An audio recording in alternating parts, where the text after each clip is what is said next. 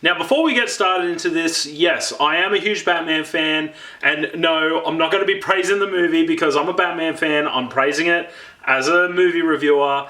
I'm not taking sides here. I'm just giving you my honest opinion of this movie. That out of the way, let's look into the Batman. Come on, show the movie! Hey, down in front!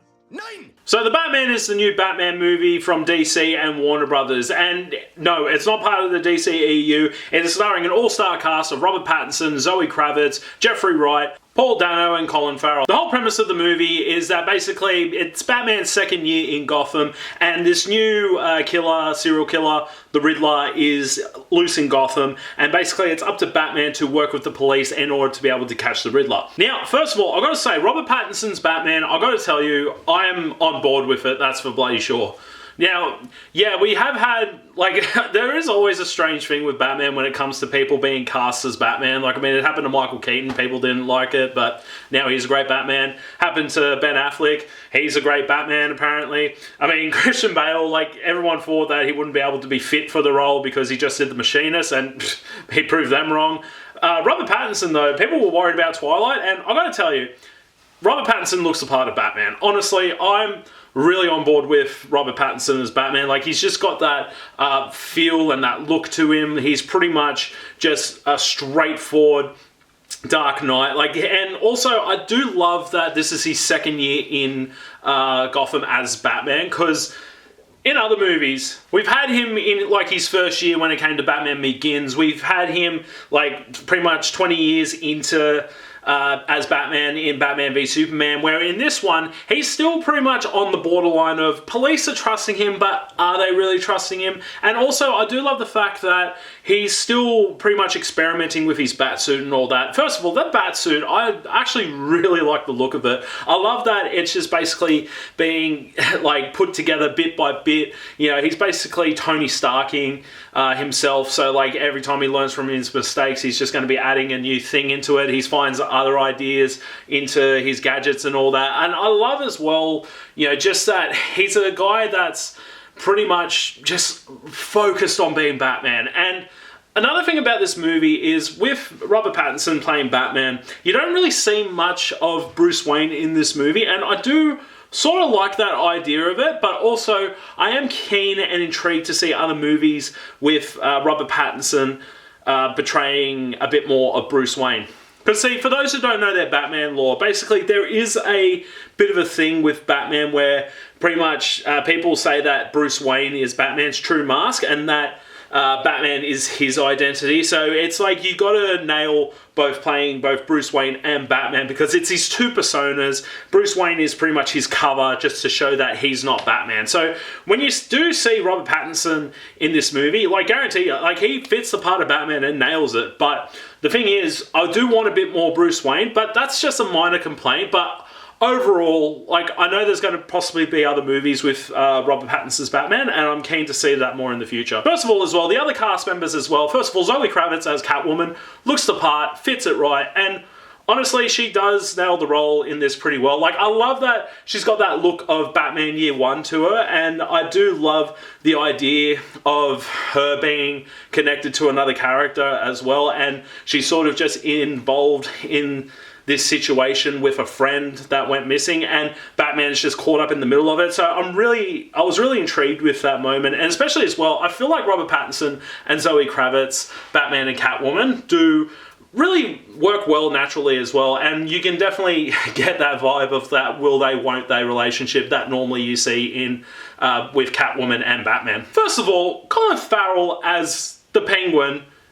If you had a gun to my mouth and gave me 50 guesses and you're screaming at me, who the hell is that? If I didn't know that wasn't Colin Farrell, I would have guessed that.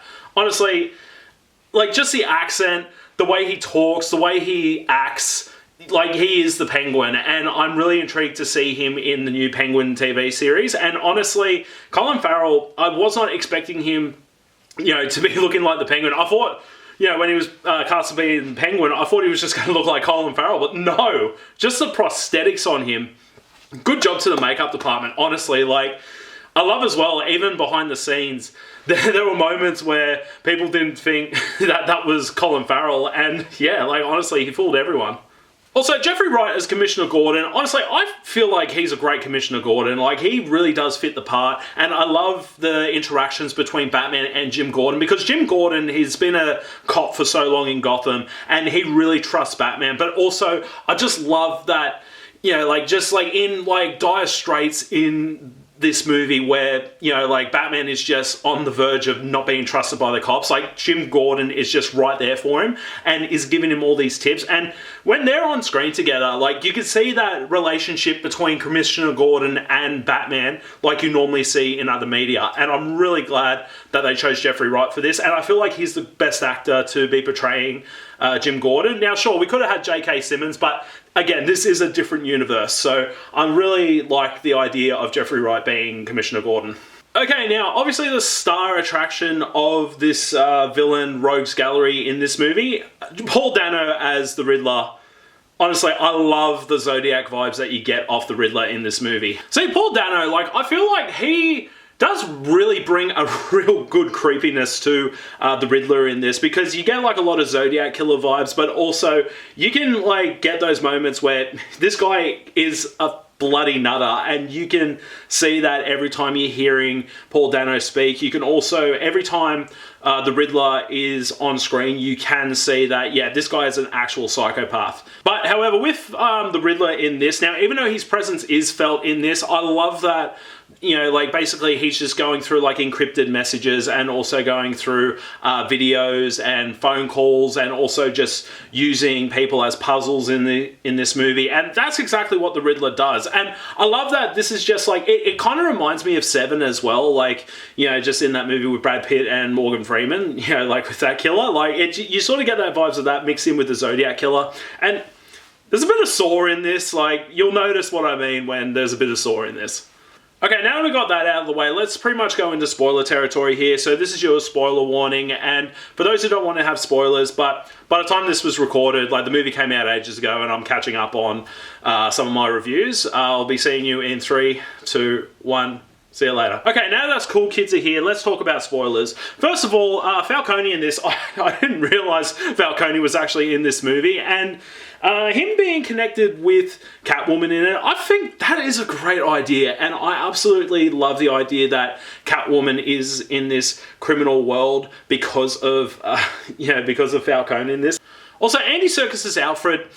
I love that Andy Serkis is playing Alfred in this movie, but I wish that there was more of Andy Serkis' Alfred in this, because, I mean, he's pretty much in it for, like, maybe a couple of few scenes, but honestly, like, I feel like I need more of that, Bruce Wayne and Alfred, like, relationship that normally gets built upon this. Now, obviously, like, I love the idea that, like, Alfred in this movie is just like, look, like, if you take over being Batman for too long, it's just going to mess with your mind, and you need to be also being Bruce Wayne, because Gotham needs Bruce Wayne.